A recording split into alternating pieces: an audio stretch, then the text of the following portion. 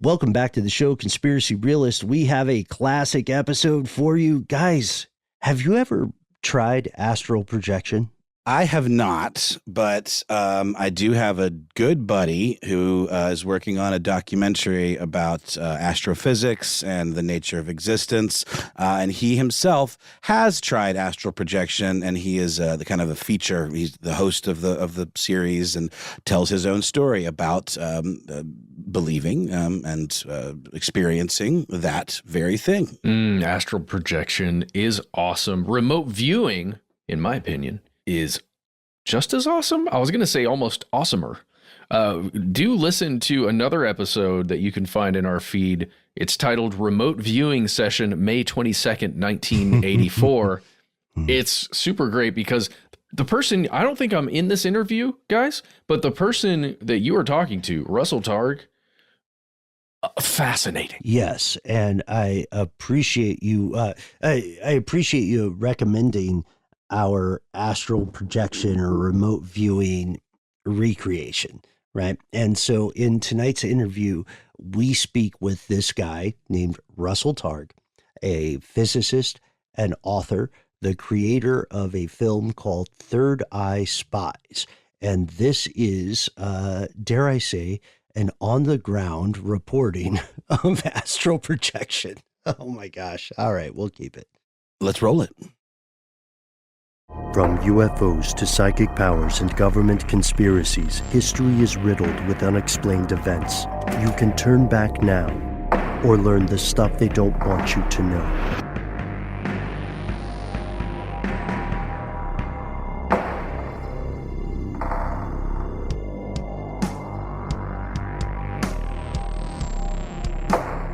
Hello and welcome back to the show. My name is Noel. Our good friend and compatriot Matt Frederick is on adventures today, but we will have someone filling in, you could say. They call me Ben. We are joined with our super producer, Paul, Mission Control Decant. Most importantly, you are here, and that makes this stuff they don't want you to know a very trippy episode. This episode is a trippy treat, and it is something that's been a long time in the works because we've danced around this subject for years, back as far as the videos.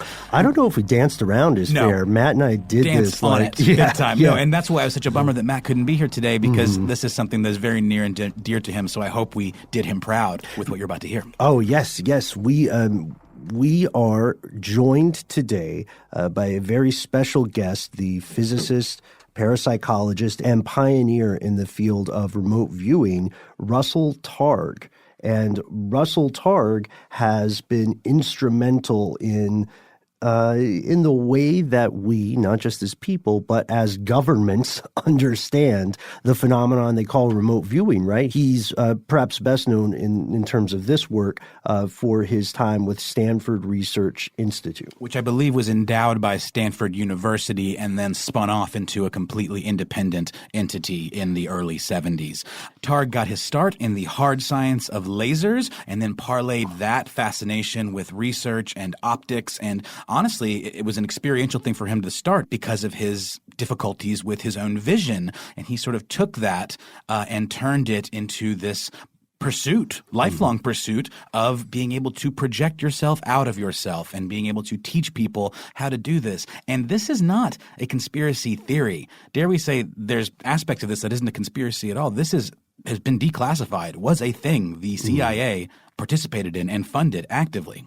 Longtime listeners, you will be familiar with many of the players involved and certainly a lot of the phenomena involved. But today we are going directly to the source. We recently had a chance to sit down with Russell Targ ourselves, well, sit down in the podcast sense, and get a first-hand description of the evolution of SRI, the nuts and bolts of remote viewing research, and possibly a look into the future, although we say there's not much of a difference. And Russell Targ was also instrumental in the production of a film that is out now called Third Eye Spies, that goes into the history of his work with the CIA, some mysteries along the way that are almost outside of the scope of this conversation, but I think you'll see them in future episodes and more. And so, without further ado, Russell Targ, thank you so much for taking the time to come on the show with us today. I believe one of the first questions that our audience will have will be a biographical or personal question. You are a renowned physicist, a parapsychologist, and an author, and originally you worked specifically with applications for laser technology. To our audience, the idea of working in that field and the idea of exploring what we would today call ESP or remote viewing, they seem like, at first glance, two very, very different things. Could you tell us a little bit about what inspired your exploration and experimentation with remote viewing? In the beginning, I was a very visually defective person. My vision has lifelong been terrible. So I was always doing things that could improve my vision, and I got very interested in optics, which is a natural thing for a visually handicapped person to do. So through that, I became what we could call a pioneer in the development of the laser. I was working on lasers before there were any lasers. So I pursued that experiments with lasers, laser communication, and I wound up building a ultra high power laser. But all my life, I was aware that psychic abilities were present because as a kid, I was interested in magic and did pretend magic on the stage. And what every magician will tell you, I've talked to Milburn Christopher and the great Kreskin, and they said, oh yes, when we're on the stage with the lights in our eyes, we get to supplement our act with whatever ESP comes our way. And I had that experience also. So I had the idea while I was doing laser work that one of these days I would make a transition into ESP work because I was confident that I could teach people how to get in touch with their psychic abilities. So in 1972, my laser customer invited me to a conference on speculative technology off the shore of Virginia.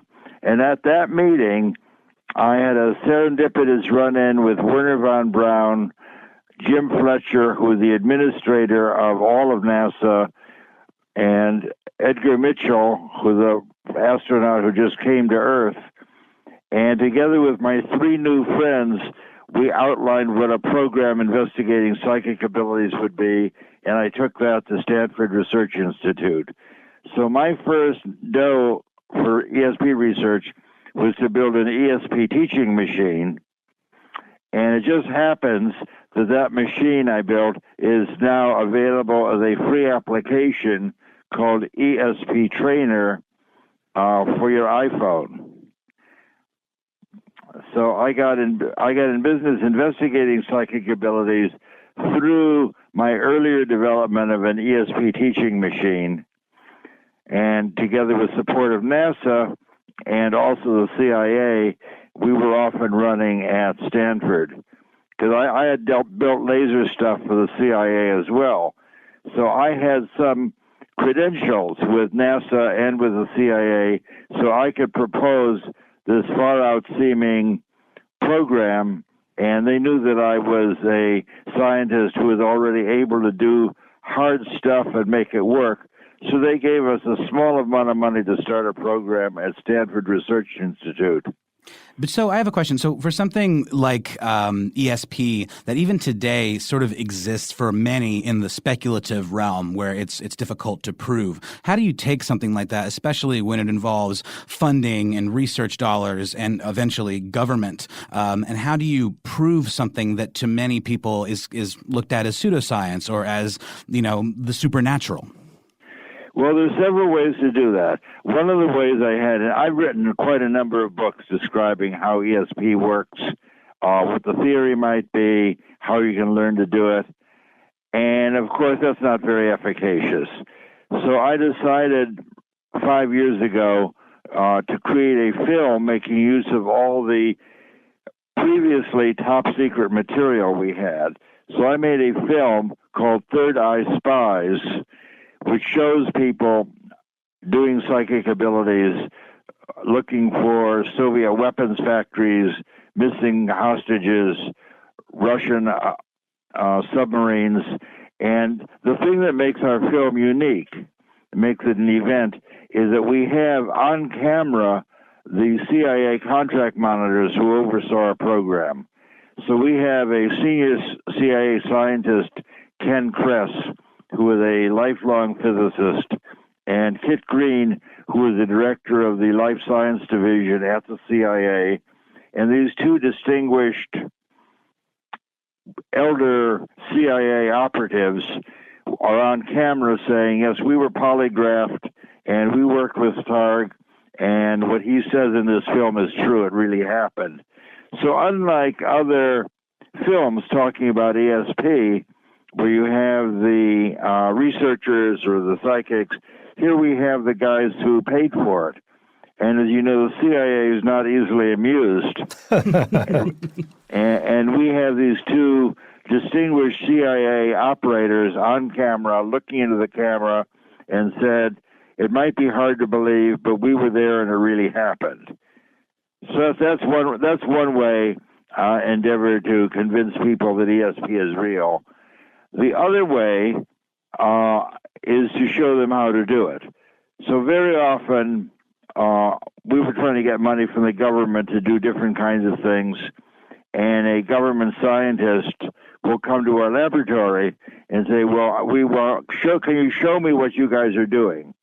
And one instance like this, we had a visit from the Undersecretary of Defense, Walter LaBerge, who is a second to the Secretary of Defense at that time. LaBerge came in his helicopter clearing our parking lot, and he said, okay, can you show me something psychic? We've been supporting you now. How does this work? And I said, certainly I can, sir. I'll just show you how to do it, which is what I do. People come to the lab, they want to learn how to do ESP, and I show them how to do remote viewing. So I said, the way we do this is your adjutant will go hide someplace with my partner, Hal Putoff, or go to some random location in the San Francisco Bay Area, and that's the target. They've gone some mystery spot, and I will sit with you, sir, and I, of course, have no idea where they've gone, but I will show you the moves to quiet your mind and look for surprising images to pop into your awareness, and then you will make a drawing of those surprising images, and that's what we do. So he said, okay, if you tell me what to do, then I can do that. He's a very senior scientist accustomed to being successful. And I said, all right, they're at their place now. Start drawing. And you see, you can't be wrong, Dr. LaBerge, because only you know what your images are. And I just want you to make a drawing of what shows up in your awareness that's surprising. And he drew a kind of brick courtyard, circular courtyard with a circular fountain in the middle, all bricks all the way around, all bricks, so forth, with the fountain. And he said, that's all I got, these circular arrays of tiers of bricks. I said, well, that's fine. That's pretty surprising. And they came back, and then the four of us, LaBerge and me and the two travelers, went to the place, which was a art center quite a distance from SRI, and he got to see in real life what he had drawn. And he said, well, that's pretty impressive, and I didn't even believe in this stuff. So what we know is that remote viewing is an ability we all have to quiet our minds and describe and experience what's going on at a distant location. And people can have that experience and learn to quiet their minds and learn to do that. And one of the most interesting things I know is that remote viewing is a non-local ability. Like much in modern science, non-locality is a very hot topic pertaining particularly to when photons or electrons are separated at birth, they remain attached. So if you grab one of the twins, the other one squeals, even though they're separated by the whole universe. So the idea of non-locality, independent of space and time, is quite current in modern physics. It's not an occult idea anymore. The Buddhists, of course, said there's no separation in consciousness, and they said that 2,500 years ago. But we would much rather believe an experiment with twin photons than anything that appeared in the Prajnaparamita 2,500 years ago. But the other thing I can tell you, which is the most interesting thing I know, and what floats my boat these days, is that it's no harder to describe something that happens in the future, days or weeks in the future, than it is to describe a hidden contemporaneous thing. So the future and the distance are both available to the quiet mind. And this non-local ability to know the future and know the distance is what we call remote viewing. When we're talking about this sort of process, entanglement may sound strange, but entanglement is proven, and this gets us into, well, some of the history of the involvement of the CIA and other scientists, not just in the U.S., but around the world. One thing that we picked up here when we were watching Third Eye Spies, and then also when we were looking in some earlier stories of your work, we found that a lot of this research occurred within the cultural context of the Cold War, and one of the most popular frames of thought, at least on the U.S. government side, was that the Soviet Union was not just interested in similar research, but had already been conducting experiments. Is that correct? And was potentially actively using it against us to spy on us. It strikes me as almost like a space race kind of situation, only in the psychic realm. Yeah, would you say that's correct? Yeah, the American book by Ostrander and Schroeder, these two journalists wrote a book in 1970 called Psychic Discoveries Behind the Iron Curtain, and they revealed a lot of the work that was going on in the Soviet Union. This is non-classified work, of course, but one of the experiments that we can verify, because we know one of the participants now, Larissa Valenskaya, who was a Russian physicist who eventually worked with us, was present when they did a long-distance strangulation experiment, where one fellow was in Moscow and his best friend was in Leningrad, hooked up to biotechnology, so that when Lev in Moscow was told, now try and get the attention of your friend in the lab in Leningrad, he said, well, one way to get his attention is to strangle him. Yikes. Now, this is Russian thinking, of course. And they carried out, Larissa was with the guy in Moscow, and she said they carried on the experiment until the guy in Leningrad fell off his chair at near death. Mm-hmm. And didn't he also lose consciousness at some point? Yes, he did. He was near death. It was almost the end of his life. And so the difference between the Russian experiments and the American experiments is that my interest is inflowing information. You have to remember, I'm this legally blind person you're talking to. I'm always interested in getting more information. So my pitch, my interest, and the CIA's interest was how can we learn what's going on in distant places? And the Russians' interest is how can we affect somebody in a distant place? Can we embarrass an American leader while he's giving a talk? Can we confuse his mind at a distance? And the answer is probably yes. So it's almost weaponization versus information technology in terms of the purposes. That's right. Mm-hmm. And one thing that is fascinating about this is the way in which the CIA began to take interest in your work. From what we understand, there were experiments wherein one or more people would learn specific information. In one case, special access code names. In another case, as you had mentioned, submarines, although they were already involved at that point. When did the CIA come to your group directly with regards with this? Did they pitch you, or? I went to the CIA. Okay. I had done laser stuff for the CIA in my earlier incarnation as a laser scientist. So I was prepared now after my nice meeting with Von Braun and Jim Fletcher and the promise of dough. I was prepared to play my other card and go to the CIA and say, can we get some support for teaching people how to actually use this ability?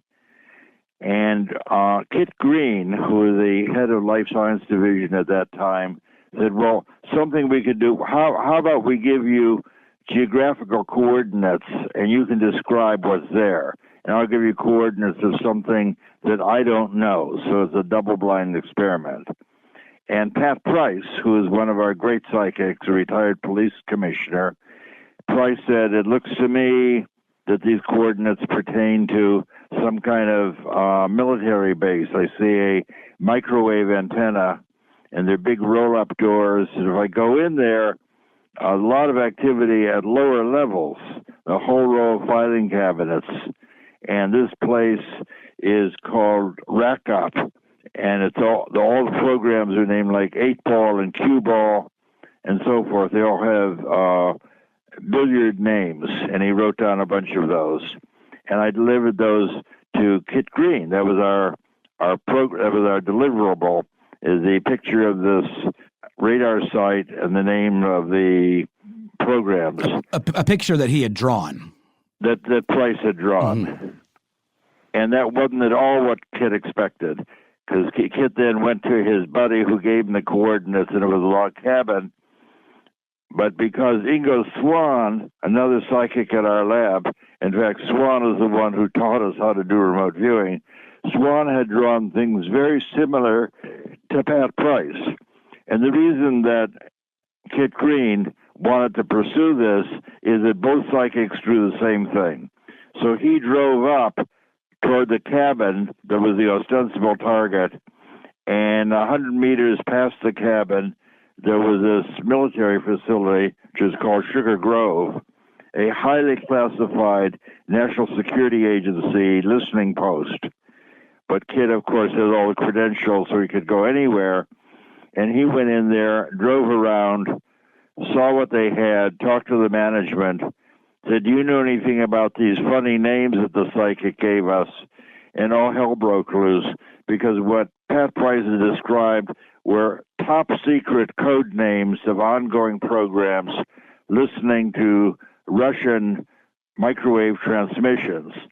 So the thing that we had penetrated accidentally was one of the most secret things in America, namely a NSA crypto listening post penetrated by two psychics in California.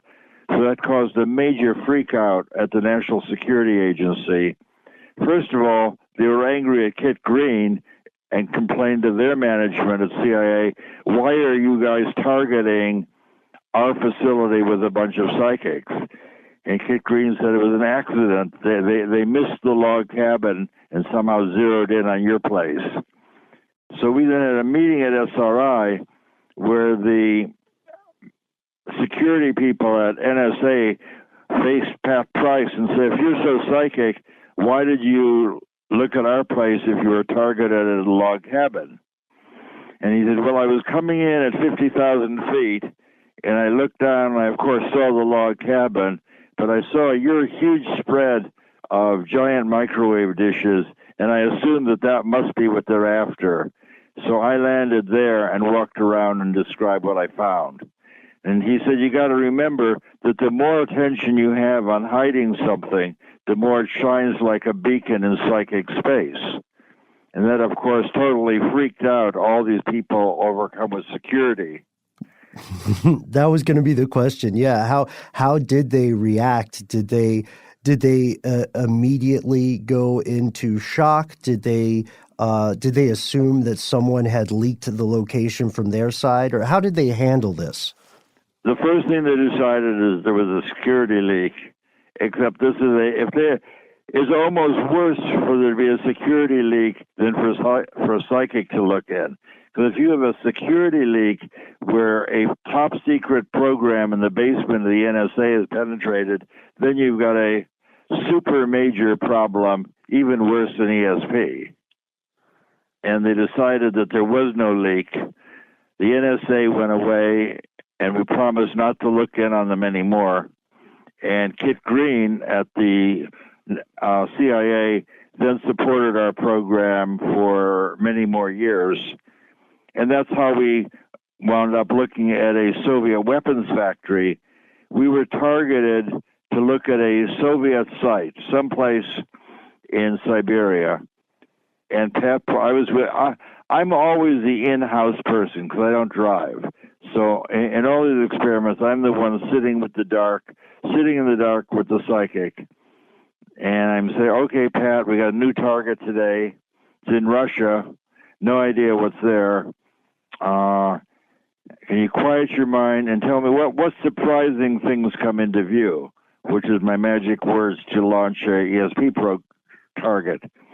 And he said, well, I'm lying on a building in the sunshine, and the sun feels good on my body, says he. And there's this giant crane rolling back and forth over me. Huge crane. It's a gantry crane with 4 wheels on either side of the building, rolling back and forth. This is such an amazing, I've got to draw this crane. And he drew the crane, and the next day we brought that to Ken Kress and Kit Green, and they unrolled a photograph that they had, a top secret satellite photograph, and what Price drew was remarkably similar to the crane on the ground. They were shocked that he could out of his head replicate this thing that was already marked top secret. And of course, we had clearances to see this. I mean, part of the evidence that ESP was real is that my partner and I had top secret clearances because the things we were describing were verified by satellite photography. So this was not game playing. We were serious contenders. So Ken Kress said, well, we knew that was there because that's why we picked the site. What we want to know is, what are they doing underground? What is this crane used? What are they building? And Price sat back and put on his glasses and said, well, they're making a giant steel sphere about 60 feet in diameter, and they're building that out of gores, like orange peel slices. They're welding it together, but they're having a hard time welding it because the material is so thick that the material is warping as they try and weld it. And he drew a picture of the 60-foot gores, 60-foot orange peels, and then sketched a 60-foot sphere.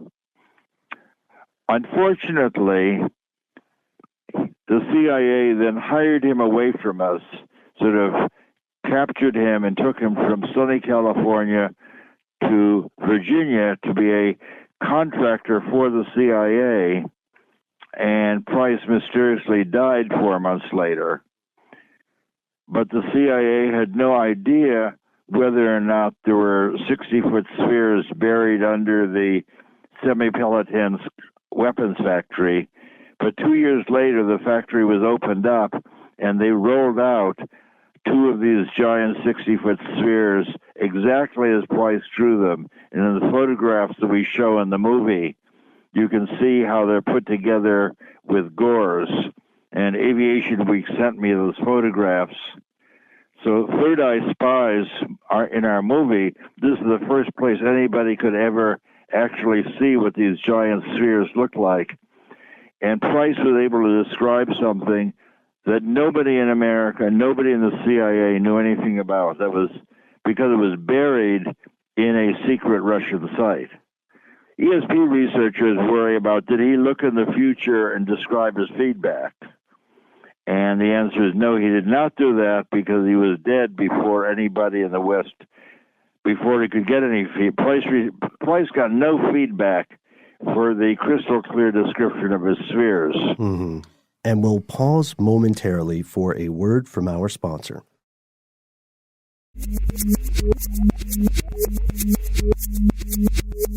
And we're back. Now, one thing that I really enjoyed in the film is the way you take a lot of these drawings and you overlay them over, I'm assuming, more modern aerial photography of some of these locations. And sometimes that's right. They line up in a very affecting way, like kind of creepy, for lack of a better term. My question, though, is at the time, this is just my ignorance about the technology of the time, but was there not that level of satellite photography available? Like how? No, it was underground. I see. And this was the mid-'70s, right? 1974. See, the photograph, the CIA did have photographs of the big crane, but that was already a top-secret photograph, very, very closely held, and they had no idea what was in the building under the crane. What are they making? And in fact, the reason for the exercise is, could the psychic describe the stuff on the surface at Semipalatinsk? And if he could do that, could they then reveal what was going on at this huge weapon factory? And there's one question that kept popping into my mind while watching Third Eye Spies, which was that on multiple occasions, people say that the program had support from various branches of the government or intelligence or the military, but that the CIA seemed to be, for lack of a better word, they seemed to be the ones who were pushing the brakes. In your experience, and we totally understand if that's something that can't be said on air, what was it like working with the CIA? I mean, clearly the people in Third Eye Spies, like Christopher Kit Green, they clearly supported the project and believed in the science behind it. But overall, as an institution, what was the CIA like as a funding partner or a research partner?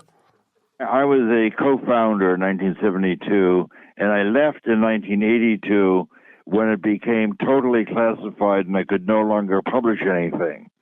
I grew up in my father was a distinguished New York publisher, so I grew up in the purpose of life was to write books and papers.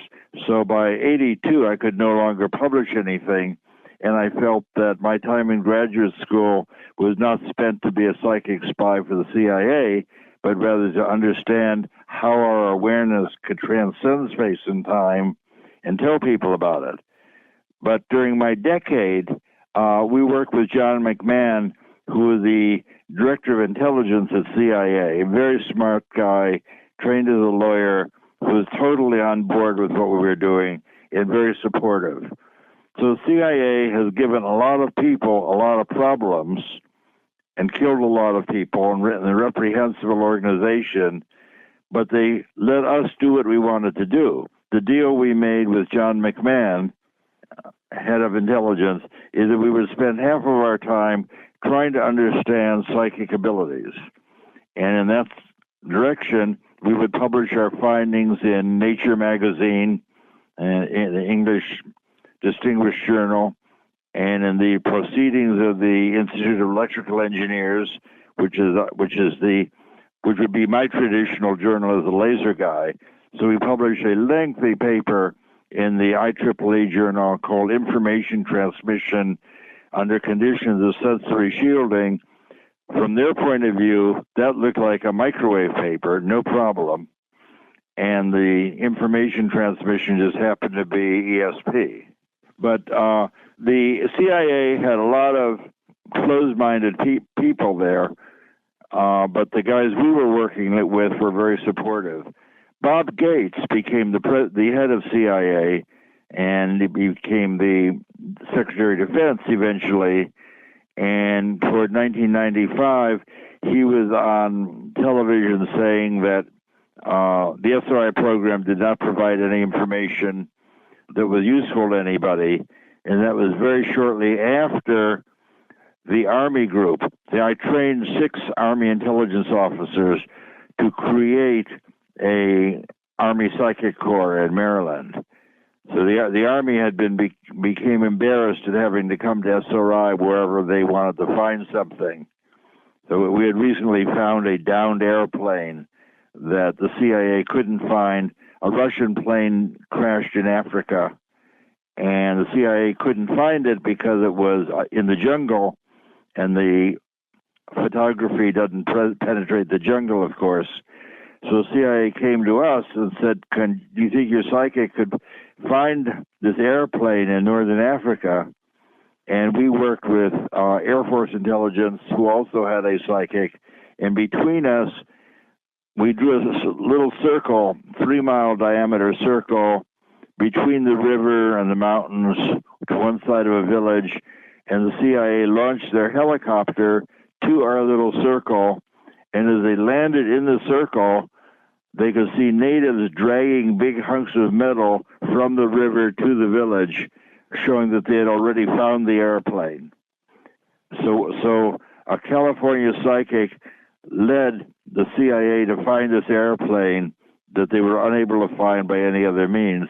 And our film, Third Eye Spies, opens up with Jimmy Carter talking about how during his presidency, the most remarkable thing he had experienced was the locating of a downed Russian airplane by psychics in California. And that's actually something that has an Atlanta connection too. Jimmy Carter being a native Atlantan, he gave a commencement speech at Emory University that's also featured in the film where he, I think members of the audience were able to submit questions and somebody mentioned this program or this quote that he had mentioned, that he had said, and he bringing that up at that point, which I believe was in the 90s, it caused 95. That helped blow our cover. It caused some problems. Can you explain why, if that was already in the public record, him saying that, why was it such a big deal for him to say it then? And did it create renewed interest when at that point it had become so classified? And it wasn't in the public record until Jimmy Carter said it. It was that the CIA knew that we had found it because we found it for them, and the remote viewing operators at Fort Meade knew about it, as did we, but the public didn't know that there was a extensive ESP program going on until Jimmy Carter announced it on television.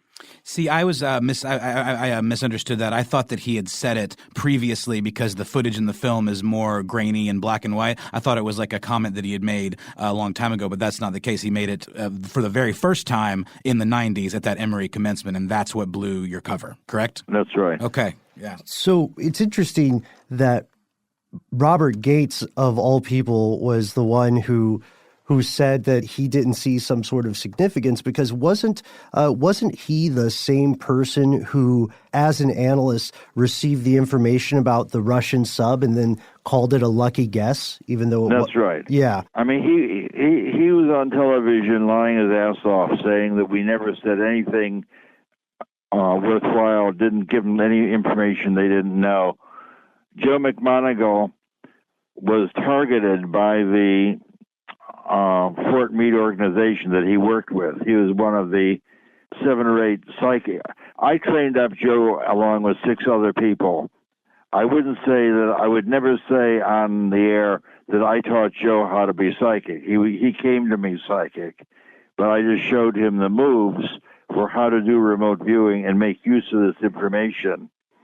And he became a prodigious psychic practitioner at Fort Meade, and he was able to draw he was targeted on the building. There was a large building, quarter-mile inland from the North Sea. They knew a lot of activity was going there, and Joe said, well, it was not a sub base, but Joe said, I see them building this huge submarine. They're building a sub twice as big as anything I've ever seen. It's more than 500 feet long and twice the width of an ordinary sub, as though they've stuck 2 subs together side by side. So this is the biggest thing. It looks like a huge whale of a submarine, and they're going to launch it in 3 months. And they launched it in 3 months, and it was exactly what Joe described, this Typhoon-class submarine. No one in the West had ever seen anything remotely like this 550-foot submarine that Joe drew in detail 3 months before it was launched.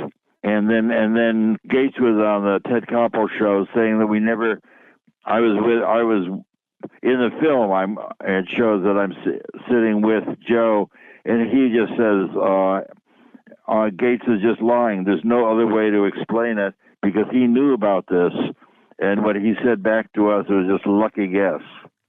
More with Russell Targ after we take a quick break to thank our sponsor.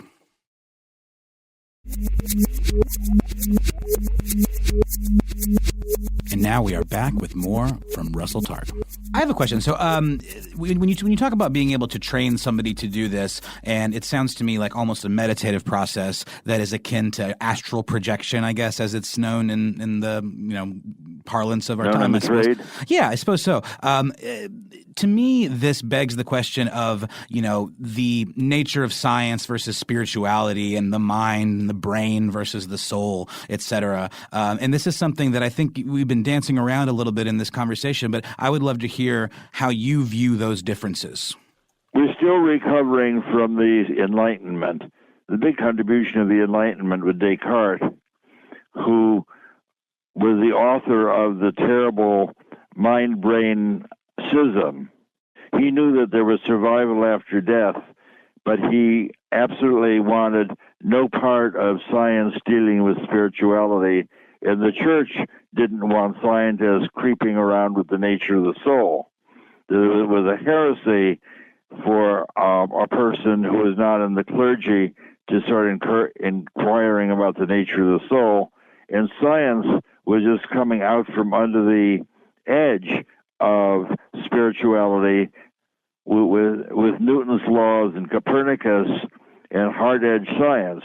So the separation between science and spirituality really came at that point and became increasingly hard-edged. Now, these days you have people like Schrodinger saying consciousness is a singular of which there's no plural. Consciousness is everywhere. And Schrodinger said the most important discovery in quantum mechanics is entanglement. So quantum mechanics has really saved us from the schism created by Descartes. That it's now all of quantum mechanics, the so-called measurement problem that is also pioneered by Schrodinger, and the famous cat problem. The cat is neither alive nor not alive until you look and see. That paradox was invented 2,000 years ago by a Buddhist Dharma master, Nagarjuna, who said that most things are neither true nor not true. But that's outside of what we're saying now. But to answer your question, there had been a big schism between consciousness research and physics research, and that has mended itself largely now. Physics is very interested in the nature of consciousness. So work that we're doing now might have been schismatic 50 years ago, but it's quite au courant these days. That's fantastic news, because this reminds me of something else to continue the thread of schisms, of mending, and of learning and scholarship in general. It seems that in some conversations, certain researchers, professors, learned people, and so on, are concerned about publicly sharing their opinions on one sort of research or another publicly, whether in audio interviews or in print. The crux of the question here is, where is that hesitancy coming from?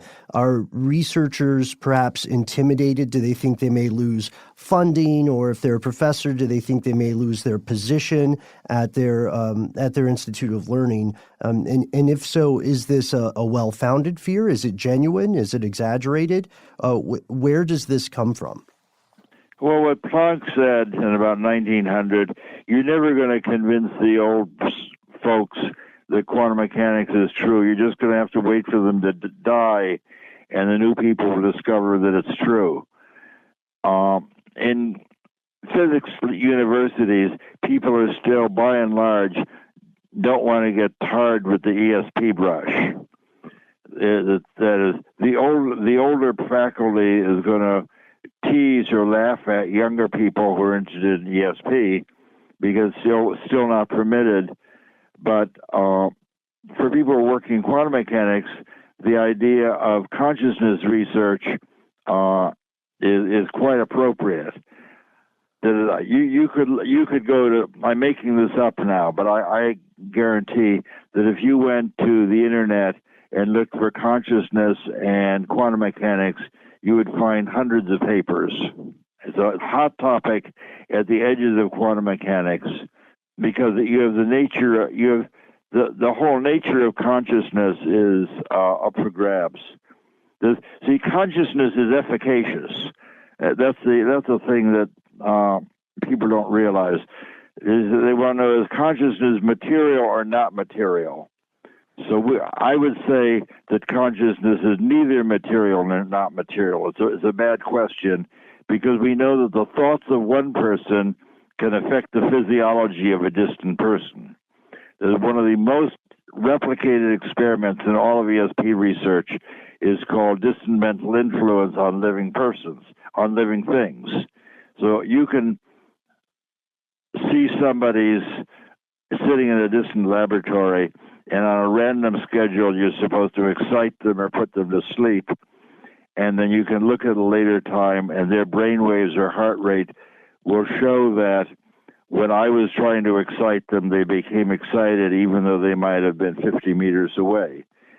So the fact that, so consciousness is able to do stuff, so that gives a kind of physical reality to consciousness because it's efficacious. It's not an epiphenomena.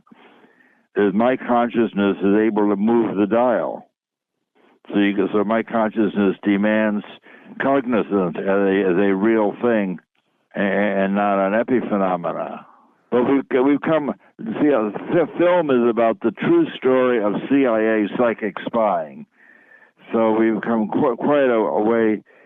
That is, I'm sort of an unreconstructed logical positivist. That I grew up doing experiments where I could lay the experiment next to the theory and say, here's what's supposed to happen, here's what did happen, do we know what's going on? So I really believe in good experiments stronger than good theory. And say, what makes you believe in ESP, Targ? And I say, well, 1984, after I left SRI, I started a group called Delphi Associates, forecasting change in the silver market. And by the time we got set up with a broker and an investor, we thought that we understood how to do that. At the end of 84, we made 9 adventures into the silver market to determine whether silver goes up a little or goes up a lot, down a little or down a lot. And all 9 of our forecasts were correct, spot on. It made $120,000. And in 1984, that was a lot of money. And we're on the front page of the Wall Street Journal talking about did psychic firm corner the silver market. So doing anything 9 times in a row in life is remarkable. And doing it in a 4-choice game, up a little, up a lot, down a little, down a lot, is close to odds of 1 in 100,000. And that's something people are listening to because as you show in the film, there have been people from institutes around the world or countries around the world who have traveled to attempt to learn these techniques, specifically some Russian individuals and groups. And this leads us to maybe one of the biggest questions that people have listening to this, or biggest series of related questions.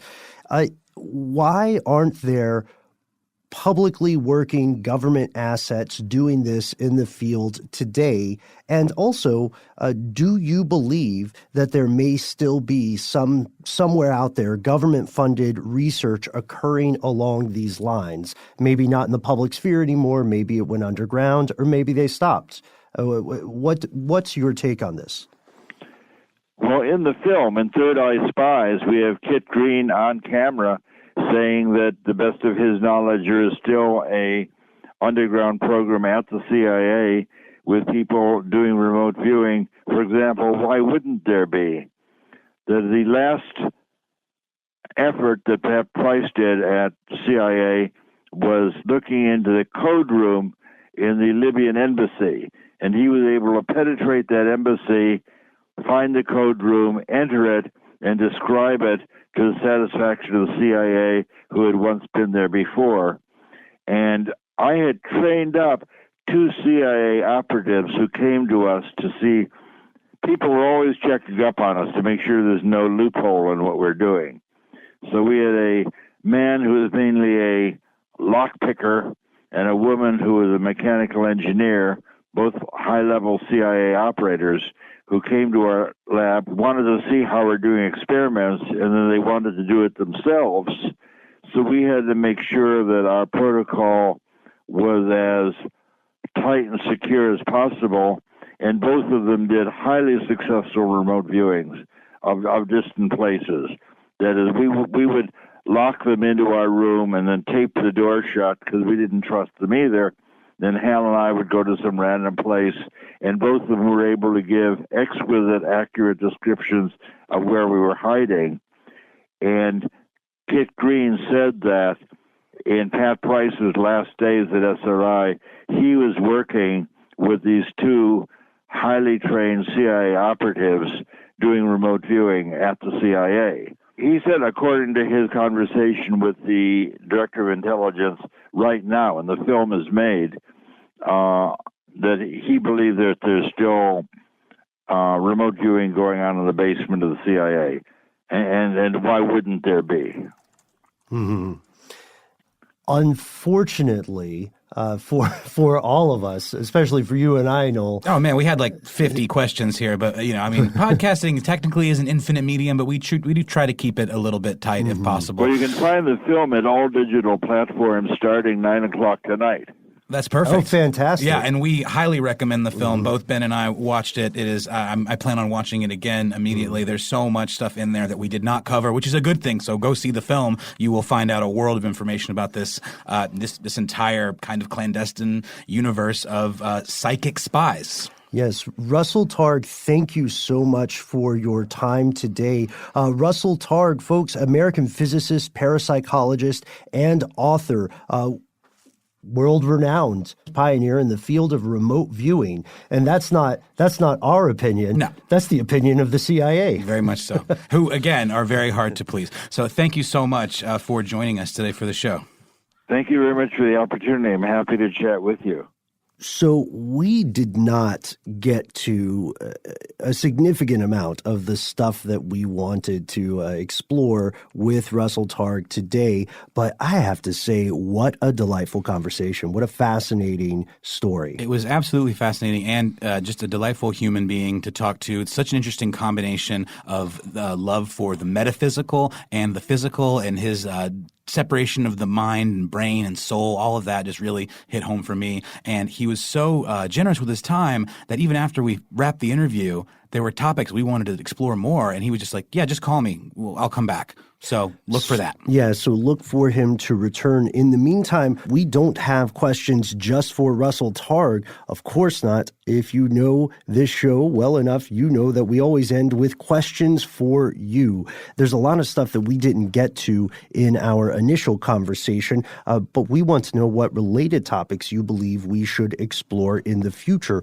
We'd also like to hear your take on this. Do you think ESP, remote viewing, clairvoyance, call it what you wish, do you think there is some sand to it? And regardless of where you fall in the debate, what do you think the future of this research holds? I'm also very interested to see, for any of us listening who live in the ivory towers of academia, have you ever felt that you were intimidated or bullied away from conducting a particular type of research, and if so, what?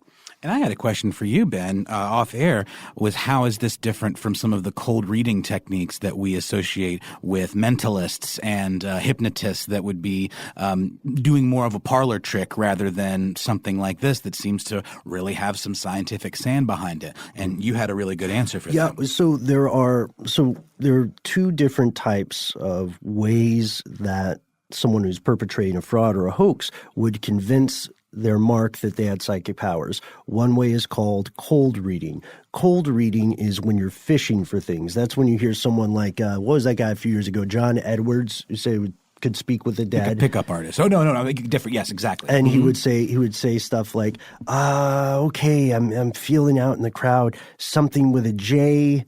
Jeremy, a John, a J John, a John J, and they would go around like that until someone says, yes, I know someone, Jeremy, and then say, okay, they like colors, right? They had a favorite color, and then they'll say their favorite color was blue, and they're like, yes, that's right, blue. That's cold reading. The second kind is hot reading. Hot reading is when you straight up do research beforehand. You Google our pal Matt Frederick. You learn about his life, and then when you meet him, you pretend that you are getting a psychic impression. This would be a little different. The way that they're explaining the coordinate sending or remote sensing is such that the person who is the interviewer, the role Russell Targ was playing, was legitimate on his part because he did not have knowledge of where his associate was taking people.